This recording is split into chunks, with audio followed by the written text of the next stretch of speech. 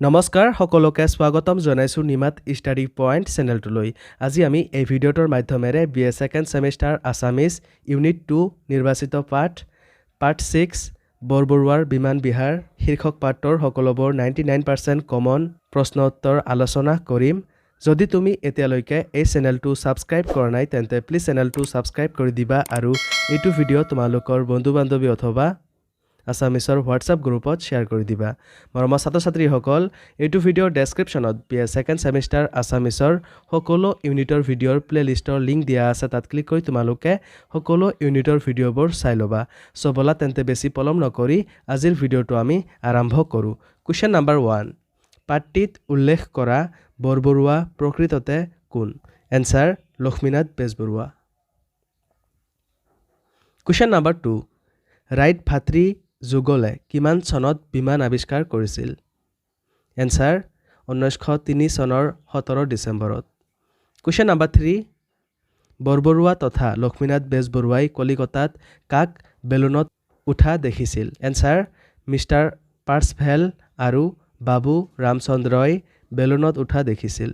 মৰমৰ ছাত্ৰ-ছাত্ৰীসকল ভিডিঅ'টো আগবঢ়োৱাৰ আগতে এটা সুখবৰ তোমালোকৰ বাবে আমি অতি কম মূল্যত মাত্ৰ 29 টকাত বিএ সেকেণ্ড সেমিষ্টাৰ আছামিজৰ মডেল কুৱেশ্যনছ এণ্ড এনসাৰ্ছৰ ই-বুক তৈয়াৰ কৰিছোঁ যোৱা বছৰ যিসকল ছাত্ৰ-ছাত্ৰীয়ে এই ই-বুকটো পাৰচেজ কৰিছিল তেওঁলোকৰ ফাইনেল এক্সামত 100% কমন পৰিছিল বুলি তেওঁলোকে জনাইছে তোমালোকেও যদি এই ই-বুকটো পাৰচেজ কৰিব বিচৰা তেন্তে স্ক্ৰীনত দিয়া হোৱাটছআপ নম্বৰ অথবা ডেছক্ৰিপশ্যনত দিয়া লিংকত ক্লিক কৰি তোমালোকে মোৰ মেনেজাৰৰ লগত কণ্টেক্ট কৰিবা ধন্যবাদ কোৱেশ্চন নম্বৰ 4 বৰবৰুৱাই গাত লোৱা চেলেং কাপৰখন প্ৰকৃততে কি বুলি তুলনা কৰিছে এনসাৰ বৰবৰুৱাই গাত লোৱা চেলেং কাপৰখনক ব্ৰহ্মপুত্ৰ নদীৰ লগত তুলনা কৰিছে কোৱেশ্চন নম্বৰ 5 ব্ৰহ্মপুত্ৰ নদীৰ লগত তুলনা কৰা বৰবৰুৱাৰ চেলেং কাপৰখনৰ ওপৰত থকা পৰ্বতটোৰ নাম কি এনসাৰ উমানন্দ কোৱেশ্চন নম্বৰ 6 বৰবৰুৱাৰ বিমান বিহাৰ পাঠটোত উল্লেখ থকা নদী কেইখনৰ নাম লিখা এনসাৰ ব্ৰহ্মপুত্ৰ দিখৌ আৰু দিচাং কোৱেশ্চন নম্বৰ 7 বৰবৰুৱাই কপালত ফুট লোৱা চন্দনৰ থুৰি বুলি কাৰ লগত ৰিজাইছে এনসাৰ শিৱসাগৰৰ বৰপুখুৰীটো জাতি চন্দন আৰু জয়সাগৰৰ বৰপুখুৰীটো জয়সাগৰৰ ৰঙা চন্দন বুলি ৰিজাইছে কোৱেশ্চন নম্বৰ 8 প্ৰাগজ্যোতিষপুৰ ৰজা ভগদত্তৰ পিতৃৰ নাম কি এনসাৰ প্ৰাগজ্যোতিষপুৰ ৰজা ভগদত্তৰ পিতৃৰ নাম আছিল নৰকাসুৰ কোৱেশ্চন নম্বৰ 9 কুৰ্মকৰ্প মানে কি এনসাৰ কুৰ্মকৰ্প মানে হ'ল কাছৰ পিঠি কোৱেশ্চন নম্বৰ 10 বিমান বিহাৰত বৰবৰুৱাৰ সংগীজন কোন আছিল এনসাৰ লম্বাই শৰ্মা কোৱেশ্চন নম্বৰ 11 বৰবৰুৱাই চেলেং কাপৰ বুলি কিহক কৈছিল এনসাৰ গুৱাহাটীৰ মাজেৰে বৈ যোৱা ব্ৰহ্মপুত্ৰ নৈক কোৱেশ্চন নম্বৰ 12 সেইধাৰ মোৰ ডিঙিৰ সোণৰ শিকলি কিহক সোণৰ শিকলি বুলি কৈছে এনসাৰ দিখৌ নদীখনক কোৱেশ্চন নম্বৰ 13 লক্ষ্মীনাথ বেজবৰুৱাৰ পিতৃ কোন answer Dinanath Bezbaruah question number 14 বেজবৰুৱাৰ গদ্য ৰচনাৰ ভাগ দুটা কি এনসাৰ এবিধ হাস্য ৰসাত্মক আৰু আনবিধ গহীন কোৱেশ্চন নম্বৰ 15 পাঠ্যত ৰুক্মিণী হৰণ নাটকৰ বেদনিধি বাপুৰ অৱস্থাৰ সৈতে কাৰ অৱস্থাৰ তুলনা কৰিছে এনসাৰ বৰবৰুৱাৰ সহযাত্ৰী লম্বাইৰ সৈতে কোৱেশ্চন নম্বৰ 16 কাকতৰ টোপোলা উভতনি বুৰবুৰণি কোনে লিখিছিল এনসাৰ লক্ষ্মীনাথ বেজবৰুৱাই কোৱেশ্চন নম্বৰ 17 মাতৃৰ স্তনৰ সৈতে বৰবৰুৱাই কিহৰ ৰিজনি দিছে এনসাৰ ৰংপুৰৰ ডাঙৰ দল দুটাৰ কোৱেশ্চন নম্বৰ 18 লক্ষ্মীনাথ বেজবৰুৱা দেৱৰ জন্ম কেতিয়া ক'ত হৈছিল এনসাৰ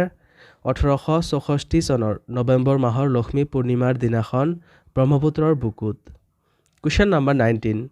বেজবৰুৱা দেৱৰ পিতৃৰ নাম কি answer Dinanath Bezbaruah question number 20 Bezbaruah দেৱে কিমান চনত বিএ পাছ কৰিছিল এনসাৰ 1890 চনত কুৱেশ্যন নাম্বাৰ 21 বেজবৰুৱা দেৱৰ একমাত্ৰ কবিতা পুথিখনৰ নাম কি এনচাৰ কদম কলি কুৱেশ্যন নাম্বাৰ 22 বেজবৰুৱা দেৱে জোনাকী কাকতৰ জৰিয়তে কোন প্ৰকাৰৰ লেখক ৰূপে আত্মপ্ৰকাশ কৰিছিল এনচাৰ নৱন্যাসবাদী লিখক ৰূপে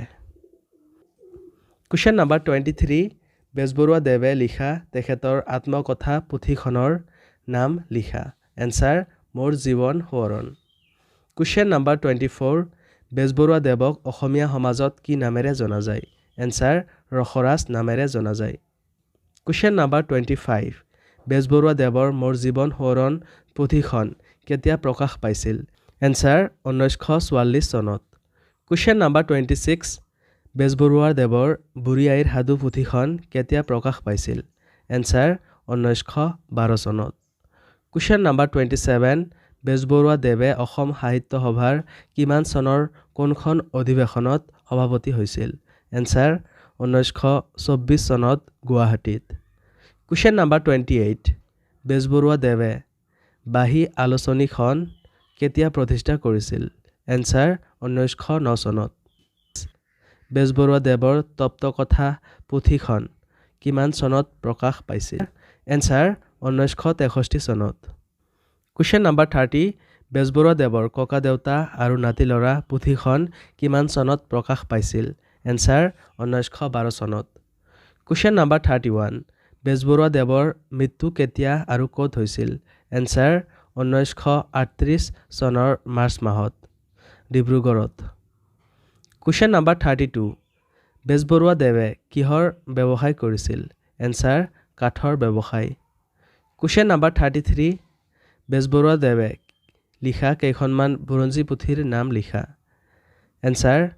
ভাৰতবৰ্ষৰ বুৰঞ্জী history of Vaishnavism in India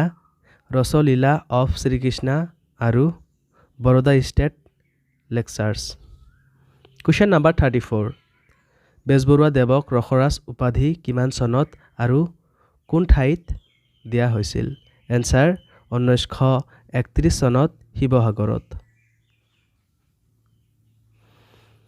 চমু প্ৰশ্ন উত্তৰ কুৱেশ্যন নাম্বাৰ 1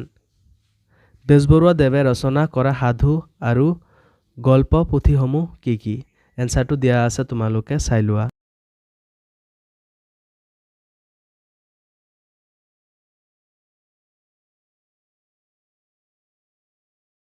কুৱেশ্যন নাম্বাৰ 2 তুমি লম্বাই নোহোৱা তুমি মোৰ বৈদেহী মই তোমাৰ ৰাম প্ৰিয়া তুমি মোৰ কাষ চাপি আহা কথাষাৰৰ বক্তা কোন ইয়াত বক্তাই কাক উদ্দেশ্য কৰি আৰু কিয় কথাষাৰ কৈছিল এনচাৰটো দিয়া আছে তোমালোকে চাই লোৱা